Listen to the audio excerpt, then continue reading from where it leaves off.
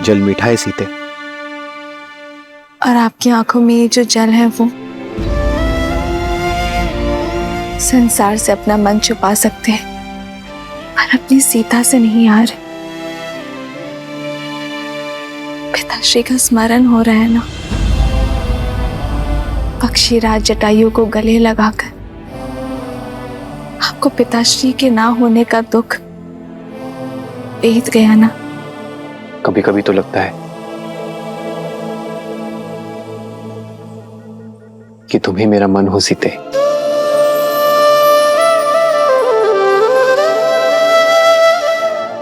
मेरे भीतर के सोच भाव, पीड़ा, आनंद,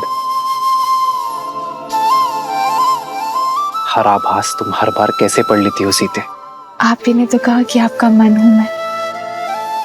सीता श्वास भले ही इस शरीर से लेती हो, पर उसके हृदय में केवल राम बसे हैं यार।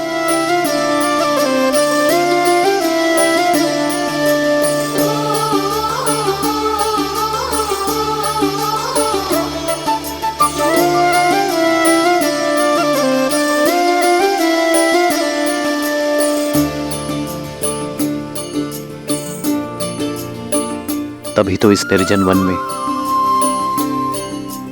इतने वर्ष तुम्हारे साथ कैसे बीत गए सीता, मुझे ज्ञात ही नहीं चला।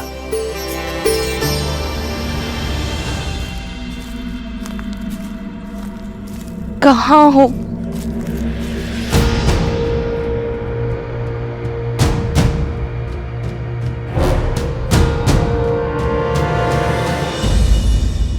कभी कभी तो ये वनवास वरदान लगता है आर्यन। अयोध्या में होते तो राजकाज में आपको कहाँ समय मिलता कि आप अपने सीता के बिखरे केश संभाल सके।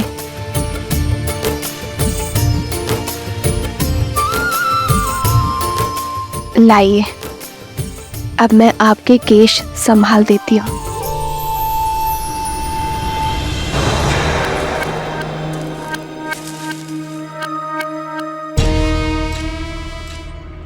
संभाला तो है तुमने मुझे सीते, मेरे संकल्प को संभाला है। इस धर्म यात्रा की रथ हो तुम।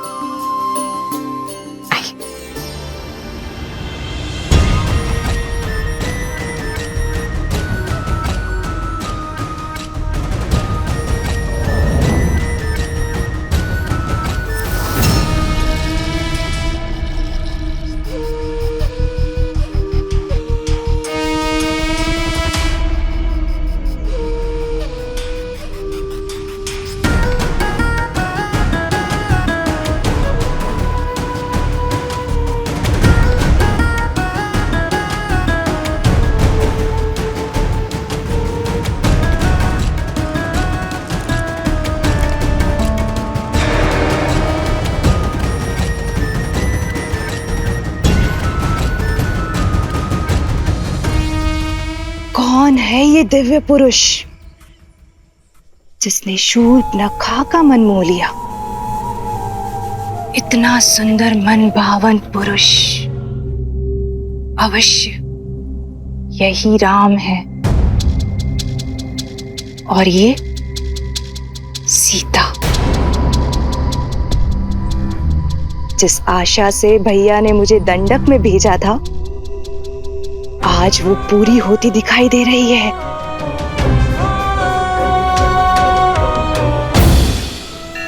मैं खोजूंगी सीता को। सीता पर केवल मेरे भाई लंकेश का अधिकार होगा। भैया को दिया वचन निभाने की घड़ी आ गई है। राम से सीता को सदा सर्वदा के लिए दूर कर दूंगी मैं।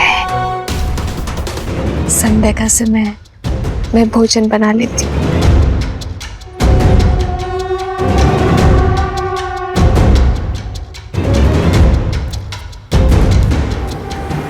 अंततः मेरे योग्य वर की खोज समाप्त हुई।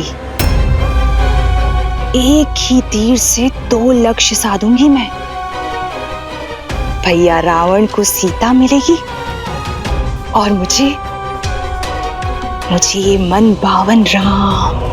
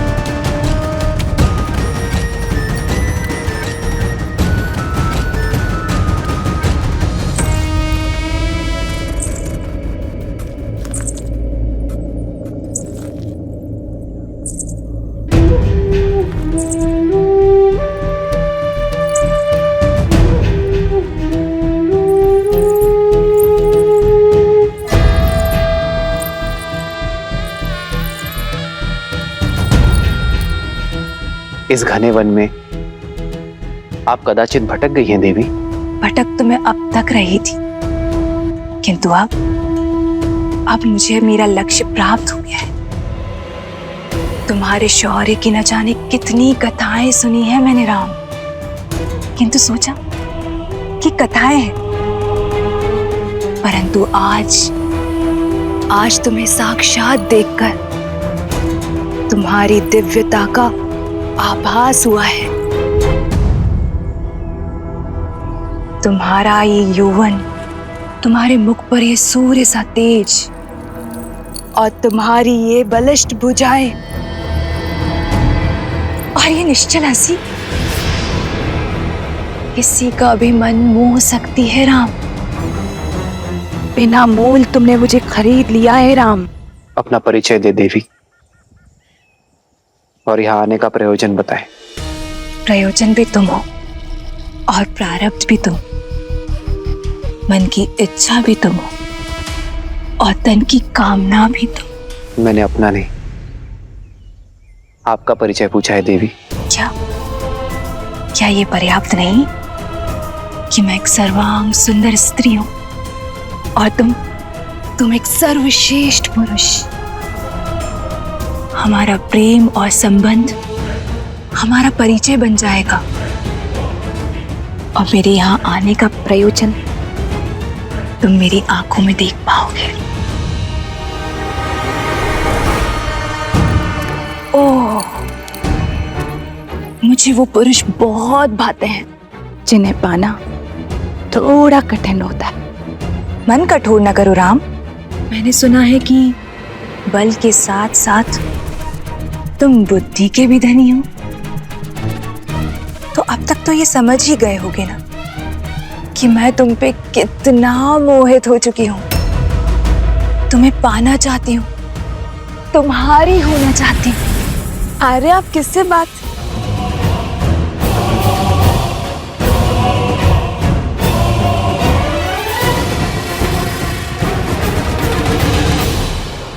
आओ सीता, इनसे मिलिए देवी।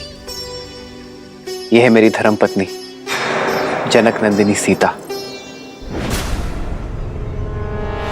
मुझे तुम्हारी धर्मपत्नी से कोई समस्या नहीं है राम, क्योंकि राजाओं और राजकुमारों का धर्म उन्हें कई पत्नियां रखने की अनुमति देता है। मैं कोई राजा नहीं हूं देवी, एक साधारण सा वनवासी हूं। उससे विवाह करके तुम साधारण नहीं रहोगे राम, क्योंकि मैं 10 लोकों के स्वामी लंकापति दशानन रावण की प्रिय बहन शूर्पणखा हूं।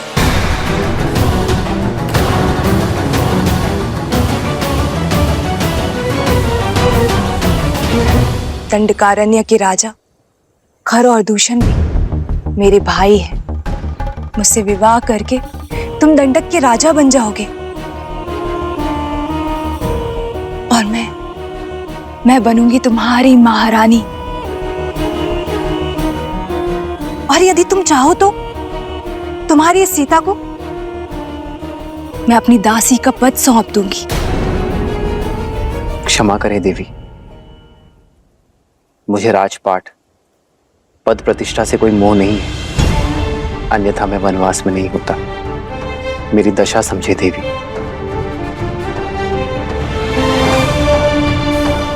मैं एक पत्नी धर्म का प्रण ले चुका हूं। मेरी धर्म और मर्यादा का सम्मान करें।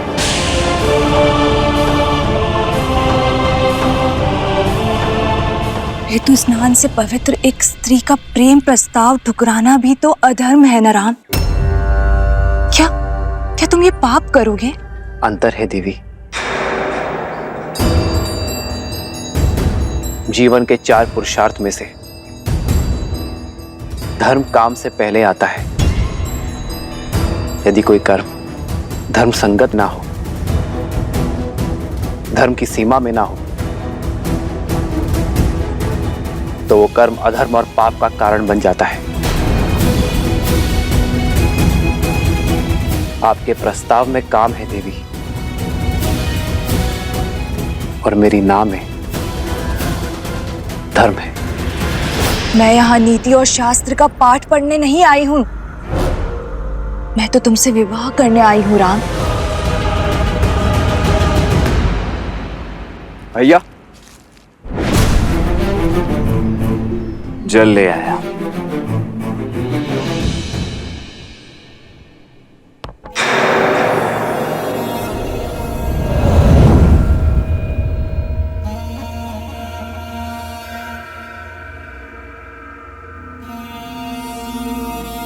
ये युवक कौन है? ये मेरा अनुज लक्ष्मण है। देखने में तो ये भी मनमोहक है, और साथ में कोई भी स्त्री नहीं। इसे विवाह प्रस्ताव दे सकती हूँ ना? आप एक स्वतंत्र नारी हैं देवी, और लक्ष्मण एक स्वतंत्र पुरुष। प्रस्ताव देना आपकी इच्छा है, और उसे स्वीकार करना ना करना लक्ष्मण की।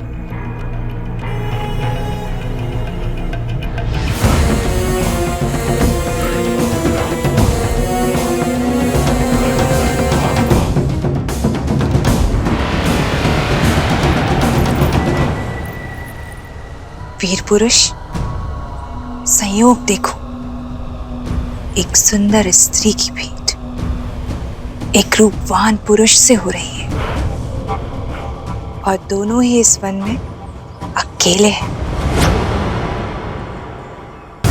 मेरे पति अब इस दुनिया में नहीं रहे। मेरी पीड़ा का अंत करो, मुझे अपनी संगिनी के रूप में स्वीकार कर लो। मैं तुम्हें असीम प्रेम दूंगी। विचित्र प्रेम है आपका देवी। अभी कुछ ही क्षणों पूर्व आप मेरे बड़े भैया पर मोहित हो रही थी, और अब मेरे पास चली आई। तुम्हारा भाई मूर्ख है, किंतु तुम्हारे मुख पर ही दिखाई देता है कि तुम वास्तविकता को समझते हो। वास्तविकता से तो कदाचित आप अनभिज्ञ हैं देवी। आप महाबली लंकेश की बहन हैं, राजकुमारी हैं, और मैं तो अपने भैया का एक तुच्छ सा दास मात्र हूं। अब मेरी संगिनी बनने का अर्थ होगा कि मेरे भैया और भाभी की दिन रात सेवा करना। अब आप जैसी सुंदर राजकुमारी ऐसा करेंगी, ये तो होगा नहीं, और आपको ऐसा करते देख मैं पाऊंगा नहीं। इसीलिए यदि आज्ञा लेनी है तो स्वामी से लीजिए, दास से नहीं।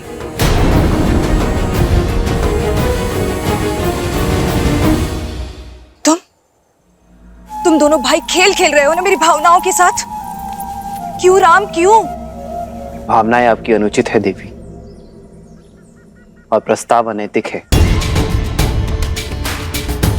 जब आपके पति संसार में थे,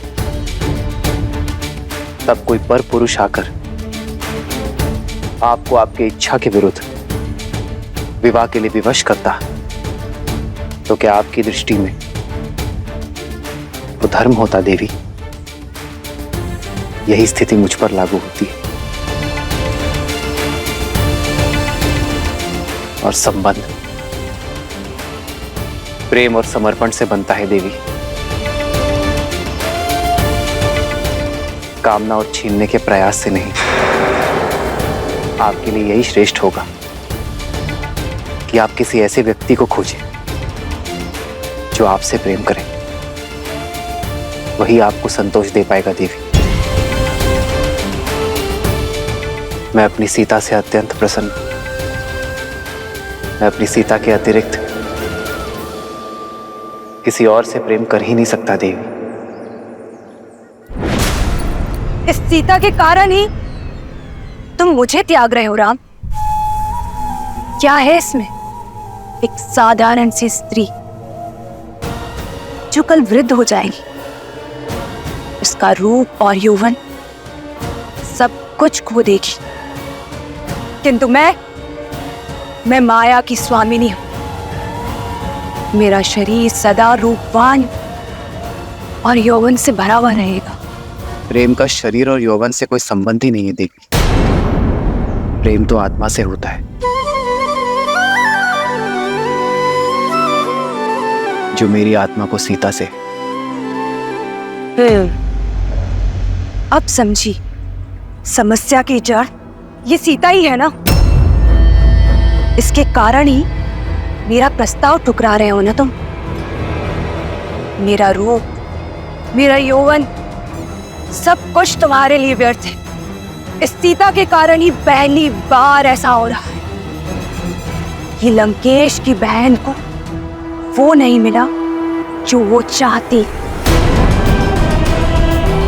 तो मैं अब इस समस्या का अंत किए देती हूँ। अपनी पत्नी के प्रेम और पत्नी प्रण की बेड़ी से बंधे हुए हो ना, आज मैं उसको ही खत्म कर देती हूँ। और जब पत्नी ही नहीं रहेगी तो कोई प्रेम, कोई प्रण तुम्हें मेरा होने से नहीं रोक पाएगा।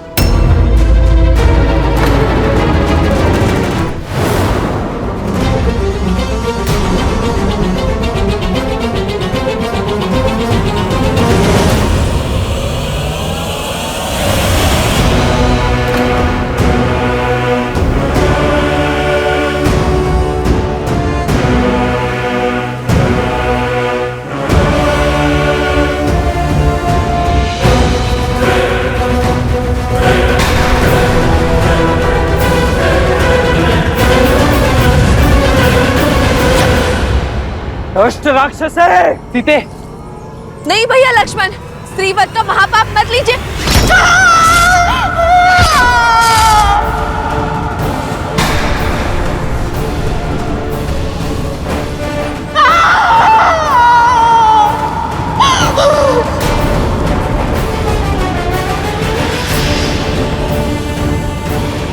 जिस रूप और सौंदर्य के अहंकार में चूर होकर इतने बड़े पाप का दुस्साहस करने जा रही थी, वही अब तुम्हारे जीवन भर का अभिशाप बनेगा।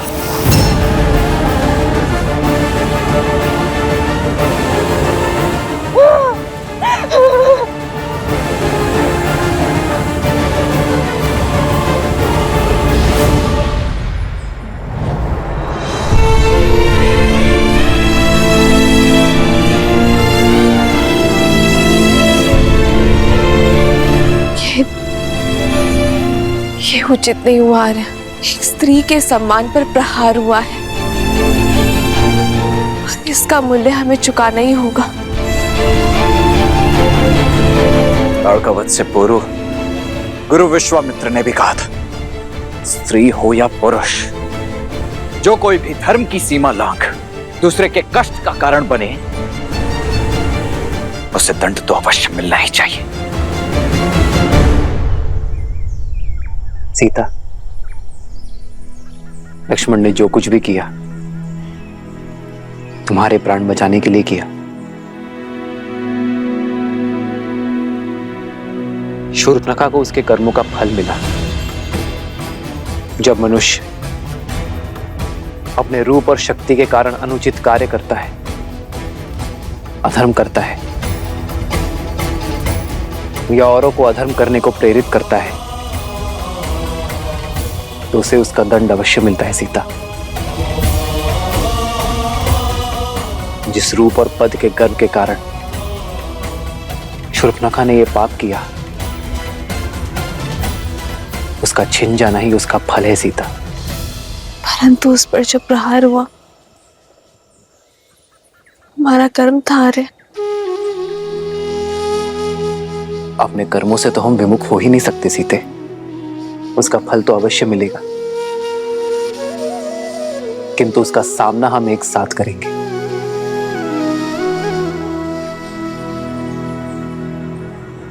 रावण की बहन पर प्रहार हुआ यार। अब तो संपूर्ण राक्षस कुल हमसे प्रतिशोध लेने निकलेगा। जिस प्रकार जीवन की हर परिस्थिति का हमने साथ मिलकर सामना किया है, इसका भी करेंगे सीता, क्योंकि संकट से भयभीत होकर धर्म के पथ को छोड़ देना रघुकुल की रीति नहीं है सीता।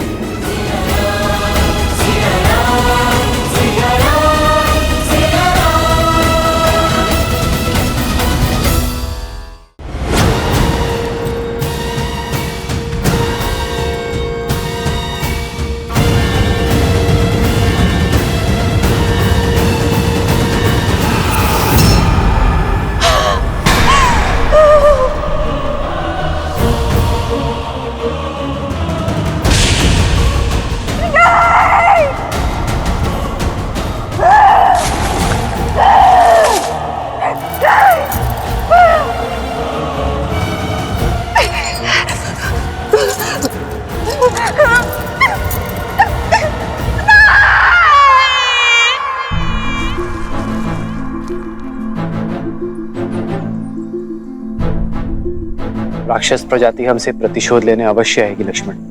हमें शीघ्र अतिशीघ्र यहां एक गुफा का निर्माण करना होगा, ताकि मैं पंचवटी में इनका सामना कर सकूं और सीता यहां सुरक्षित रहे। आप क्यों भैया? रक्षक का धर्म तो मेरा है, इसीलिए इन राक्षसों का सामना भी मैं ही करूंगा। आप यहां भाभी मां के साथ रहिए। तुम्हारे सामर्थ्य पर तनिक भी संदेह नहीं है मुझे लक्ष्मण, तभी तो संसार में सबसे अमूल्य, सबसे महत्वपूर्ण सीता की सुरक्षा का दायित्व मैंने तुम्हें सौंपा है।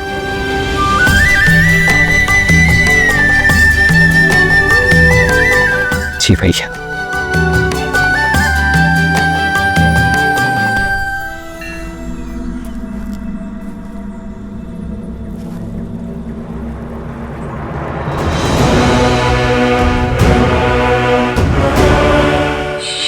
शंभू,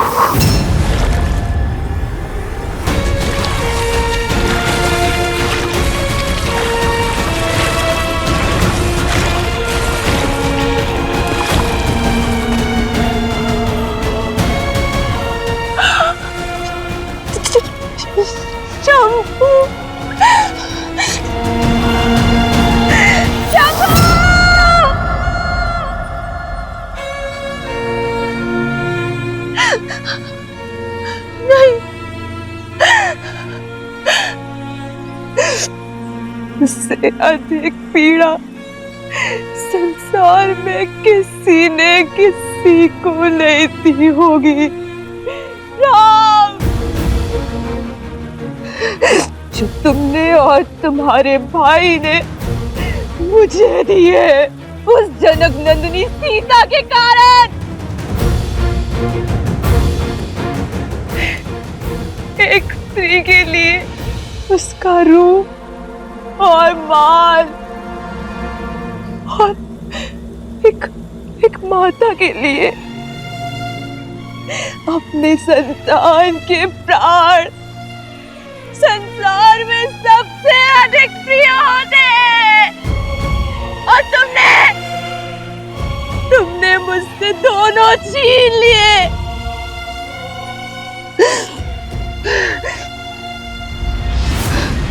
नहीं छोड़ूंगी, नहीं छोड़ूंगी। राम, सीता, लक्ष्मण,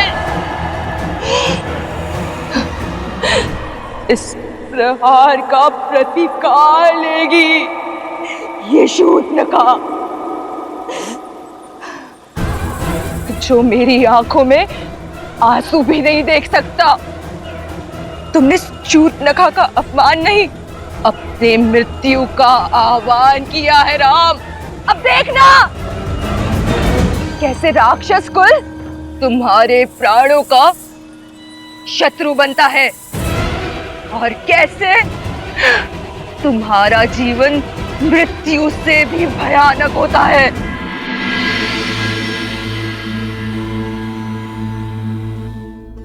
ये कैसा विरोधाभास है महादेव? एक और श्री राम शापित अहिल्या का उद्धार करते हैं, राक्षसी ताड़का को मां कहकर पुकारते हैं, और वहीं दूसरी ओर शूर्पणखा के साथ इस घटना का समर्थन भी करते हैं। उसे क्षमा क्यों नहीं किया दीन दयालु श्री राम ने? क्योंकि कुछ अपराध ऐसे होते हैं देवी जिनके लिए क्षमा नहीं, सीख देना आवश्यक होता है। आपको धूम्रलोचन तो स्मरण होगा, वो असुर जिसने स्वयं आपके समक्ष भी ऐसा ही कुप्रस्ताव रखा था। आपने उसे एक फूंक मारकर भस्म कर दिया था। रक्त बीज जिसके रक्त की एक बूंद भी आपसे छूटने ना पाई थी, क्योंकि प्रहार तब भी एक स्त्री के सम्मान पर हुआ था, पति और पत्नी के पवित्र संबंध पर हुआ था। और श्री राम वो तो संसार को आदर्श और मर्यादित जीवन की विधि सिखाने के लिए ही आए हैं। ऐसे में संसार को यह सीख देना भी अत्यावश्यक हो जाता है कि यदि किसी ने कुमार्ग को अपनाया तो उसे दंडित भी किया जाएगा। दंड स्वरूप शूर्पणखा की नाक काटी गई, उसके रूप के अभिमान को मिटाने के लिए उसके कानों को भंग किया गया, क्योंकि श्री राम द्वारा बार बार धर्म की बात समझाने पर भी वो उसे अनसुना कर रही थी। आप स्वयं विचार कीजिए देवी, शूर्पणखा को उसकी वासना और कामुकता की भावनाओं ने इस सीमा तक ग्रसित कर दिया कि वो ये भूल ही गई कि वो वहां अपने पुत्र को ढूंढने गई है। और जब किसी व्यक्ति की वासना उसे उसके उद्देश्य से भटकाकर कुमार्ग की ओर अग्रसर कर दे, किसी अन्य के पवित्र संबंध को मलिन करने की प्रेरणा दे, तो उसका यही परिणाम होता है।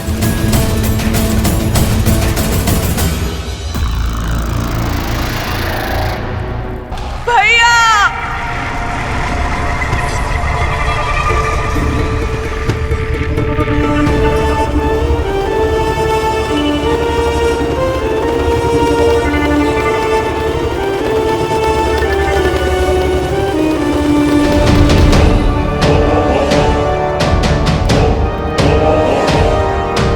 शूर्पणखा बहन, भैया!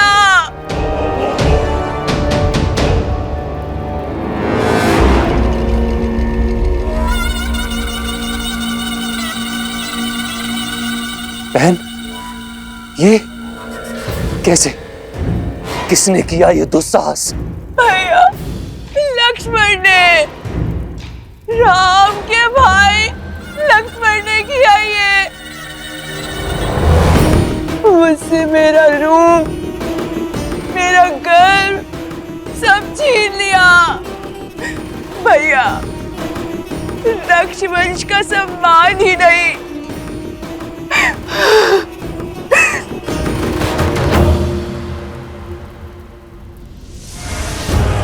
मेरे पुत्र के प्राण भी ले लिए भैया।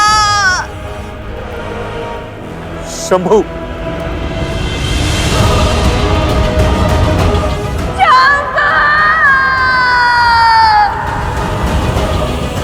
वनवासियों का इतना दुस्साहस, इसका मूल्य चुकाएंगे वो।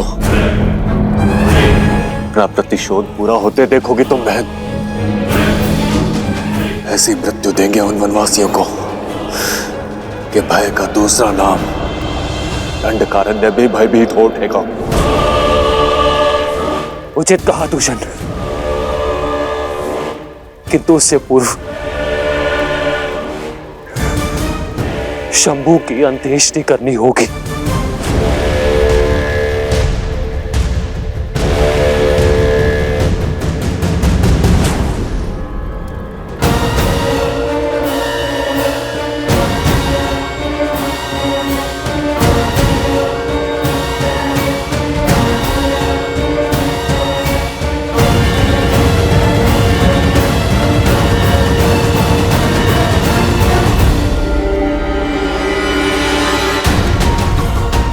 दूषण, अभी के अभी इसी क्षण हमारी पूरी सेना को सज्ज करो।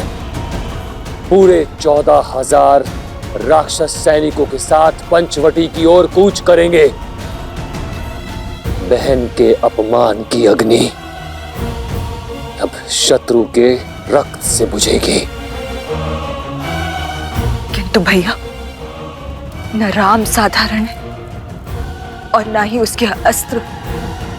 भला हमारे रक्ष सैनिक उन शत्रुओं के सामने कैसे टिक पाएंगे भैया? यदि उनके पास दिव्य अस्त्र है तो हमारे पास भी 6 अति बलशाली वीर राक्षस सेनापति हैं। दूषण और महाकपाला के साथ 4 और शूरवीर, जिनमें बल और बुद्धि दोनों का अद्भुत संगम है। और उनमें पहला है 3 सिरों का स्वामी, अपनी भुजाओं में संपूर्ण सेना का बल रखने वाला असुर सेनापति त्रिशिरा।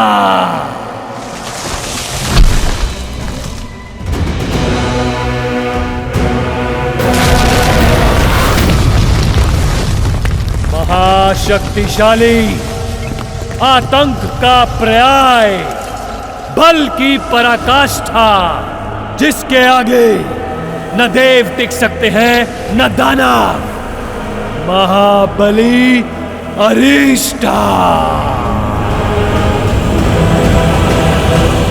और सबसे शक्तिशाली अस्त्र, कुटिलता में पारंगत, दया से दूर, बल से भरपूर, अनेकों बार इस धरा को संतों के रक्त से रंगने वाला परम प्रतापी स्थूलक्षा, जिनके वार से देवता भी नहीं बच सकते, उनके प्रहार से वो तुच्छ मानव कैसे बचेंगे? मनुष्य शरीर 5 तत्वों से बना है और हमारे 6 वीर सेनापति राम और लक्ष्मण का हर अंग भंग कर देंगे, आत्मा तक को नष्ट कर देंगे उनकी।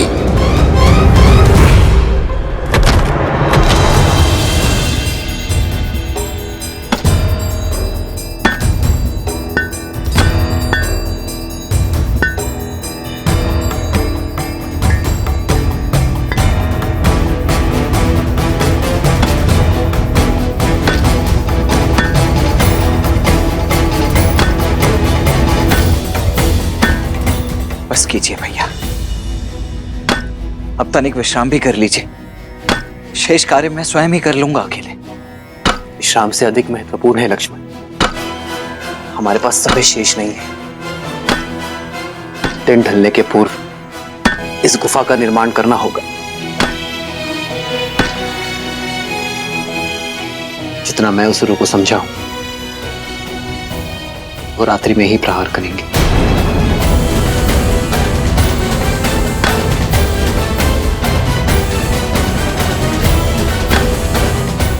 जो आ गया भैया।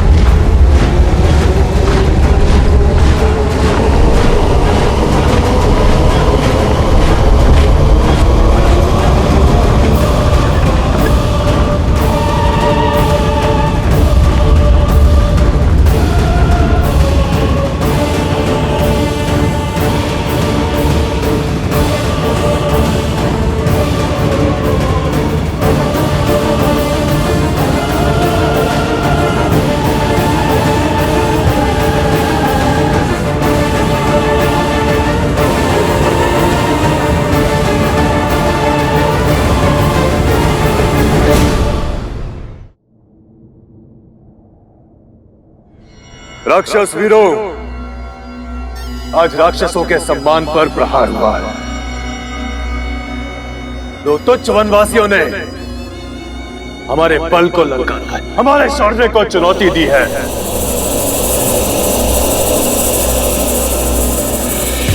परंतु आज हम ये सिद्ध कर देंगे कि क्यों धरा से लेके आकाश तक राक्षसों के आतंक से कांपते हैं, क्यों सदा त्रिदेव हमारी ही चिंता में मग्न रहते हैं। हम राक्षस कहलाते हैं।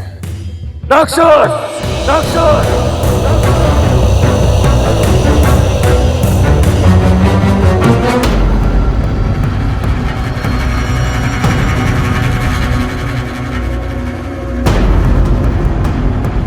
मेरे 6 वीर सेनापति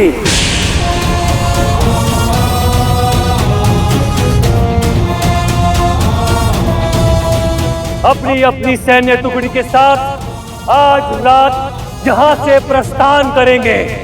हम राम और लक्ष्मण का संहार कर वापस लौटेंगे।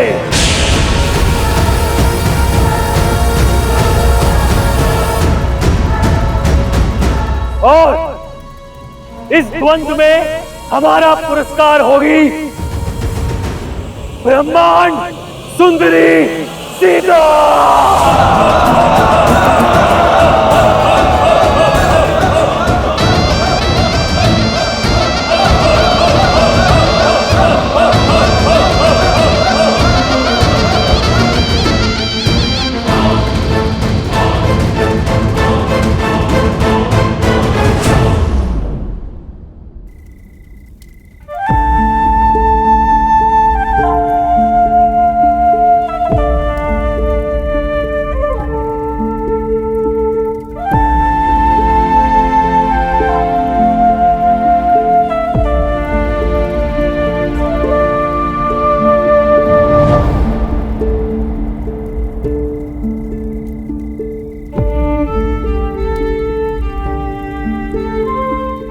रात्रि होने को है सीते। तुम लक्ष्मण द्वारा सुरक्षित इस गुफा में ही रहना। मैं पंचवटी में आने वाले संकट की राह देखूंगा। ये सब मेरे कारण हो रहा है ना आर्य? हाँ, संसार के दुष्टों के संहार का कारण हो तुम सीता। और ये गर्व की बात है।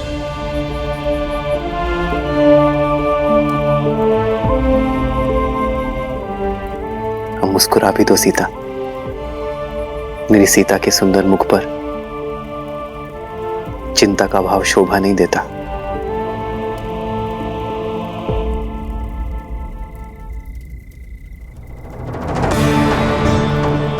जानती हूँ विजय धर्म की ही होगी, मेरे श्री राम की ही होगी। भाभी माँ की आप तनिक भी चिंता मत कीजिए भैया।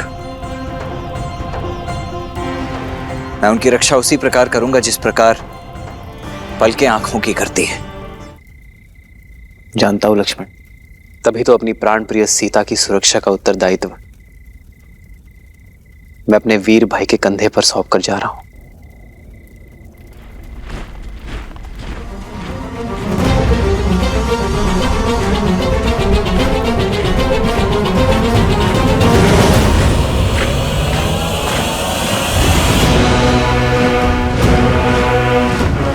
भैया, प्रतीत होता है इस बार राक्षस अपने संपूर्ण सैन्य दल के साथ आ रहे हैं। युद्ध में शौर्य देखा जाता है लक्ष्मण,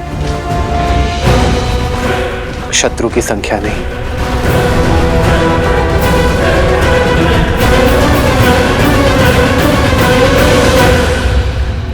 आर्य,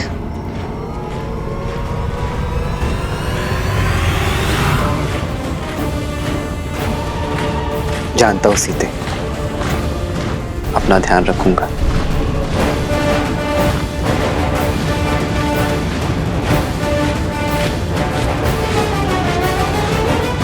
लक्ष्मण,